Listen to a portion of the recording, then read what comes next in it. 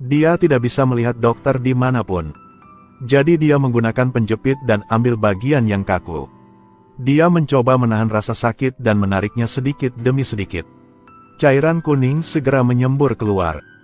Ketika Riley melihat lebih dekat ke benda keras itu, dia menemukan bahwa itu adalah kuku wanita. Dia tiba-tiba teringat bahwa pacarnya tadi malam menggaruk punggungnya. Dan pada saat itu dia memuntahkan banyak belatung. Riley segera berlari ke WC untuk muntah. Karena terinfeksi, pacarnya berubah menjadi zombie dan ditembak mati oleh polisi.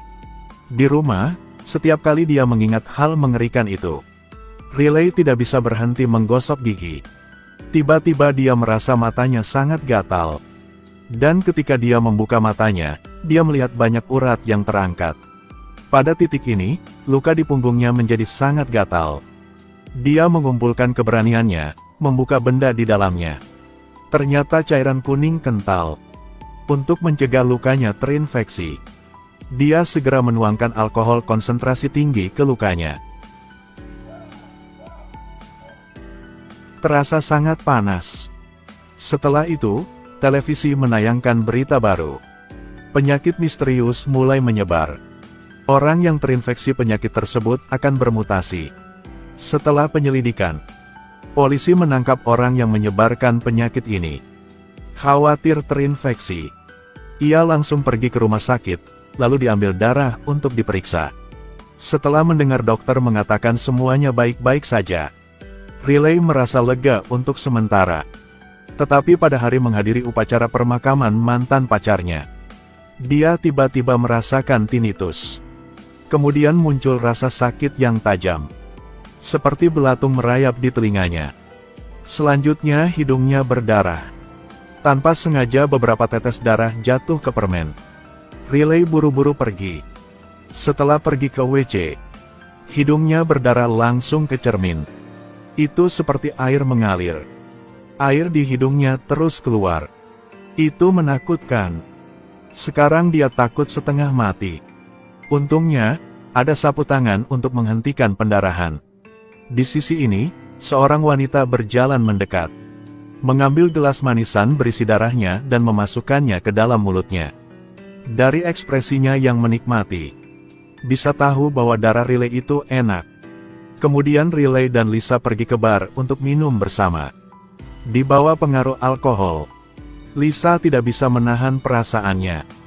Dia mencium Riley dengan penuh gairah, tanpa mengetahui bahwa ciuman itu akan membawanya ke bawah tanah. Keesokan harinya, dia bangun dari koma. Dia langsung merasa mual.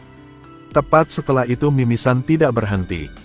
Saat ini penyakit mulai mengubah tubuhnya. Pria ini sedang di WC. Sedetik kemudian, toilet sudah penuh dengan jus jeruk. Dalam ketakutan, dia ingin menghentikan mimisan. Tapi dia tidak punya kekuatan. Sampai toilet penuh. Pada titik ini mimisannya berhenti berdarah. Tiba-tiba dia merasakan tinnitus lagi. Dia sakit kepala, meringkuk di tanah. Tetapi matanya, sekarang, juga memerah. Dia dengan cepat melepas jaketnya dan menemukan bahwa ada belatung yang merayap di tubuhnya. Ada pustula di mana-mana di punggungnya. Sentuh dengan lembut dengan tangannya. Rasa sakitnya langsung menjalar ke seluruh tubuh. Baru sekarang dia tahu pasti bahwa dia terinfeksi. Riley dengan pakaian ketat, lalu pergi ke rumah teman dokternya. Awalnya ingin meminta bantuannya, tapi tidak sengaja melihat pemandangan yang memalukan. Melihat itu, sang teman mengejek Riley. Tetapi setelah melepas kacamatanya, Thomas mengetahui bahwa temannya terinfeksi. Dia bilang dia tidak punya pilihan lain. Dia ingin segera membawa Riley ke rumah sakit. Saat ini Riley harus menurutnya. Jika dia kabur, dia hanya bisa kabur selamanya.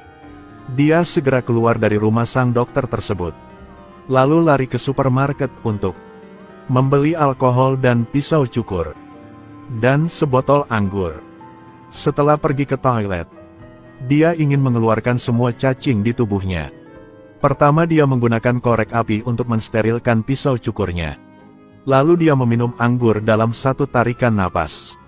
Kemudian mulai memotong lengannya dengan pisau.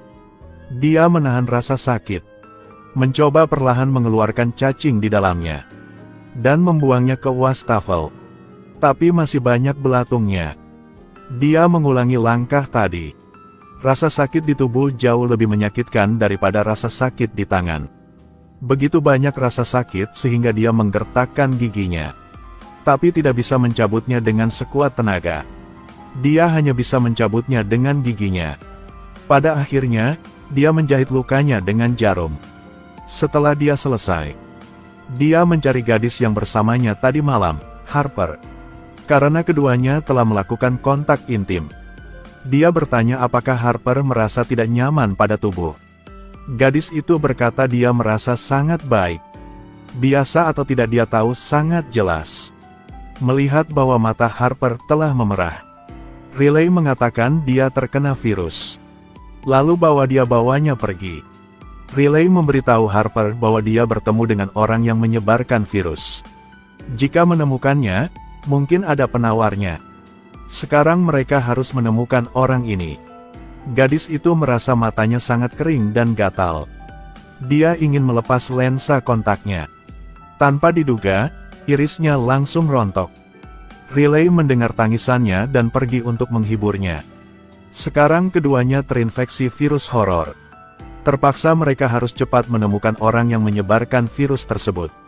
Lalu keduanya mendatangi seorang perantara. Kata Riley mau beli senjata. Tapi sang perantara berkata cuma jual tepung. Melihat itu, Riley langsung melepas kacamatanya.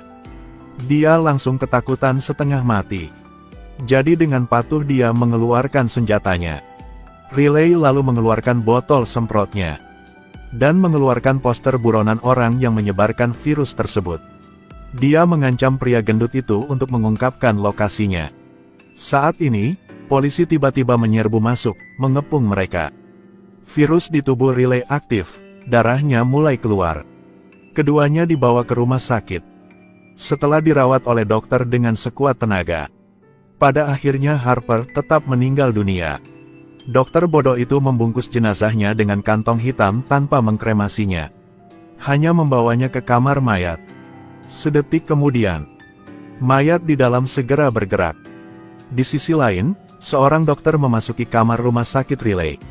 Orang inilah yang menyebarkan virus. Dia ingin membunuh Riley untuk membungkamnya. Tetapi alasan dia menyebarkan virus adalah karena kepribadian antisosialnya. Dia kemudian melepas jaketnya, memperlihatkan tubuhnya yang terlilit kabel. Pada saat ini polisi wanita tiba-tiba muncul di belakangnya. Tetapi penjahat itu tidak takut sama sekali. Bahkan memaksa polisi wanita mundur ke lobi.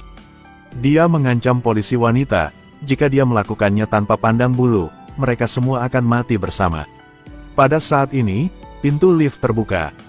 Dan dua polisi dengan penglihatan rendah masuk. Pria itu tidak mengatakan sepatah kata pun. Segera mengeluarkan pistol, menyapu tempat kejadian. Tidak ada seorang pun di rumah sakit yang bisa melarikan diri. Polisi wanita juga terluka duduk lumpuh di satu tempat. Pria itu tidak berniat lepaskannya. Pada saat yang genting, Riley tiba-tiba menyerangnya dari belakang. Menyebabkan dia jatuh ke tanah. Jadi mereka berdua mulai berkelahi. Pria itu meninju perut Riley. Tiba-tiba gelombang mual melanda. Hidung Riley berdarah di wajahnya. Dia marah dan mengambil senjatanya.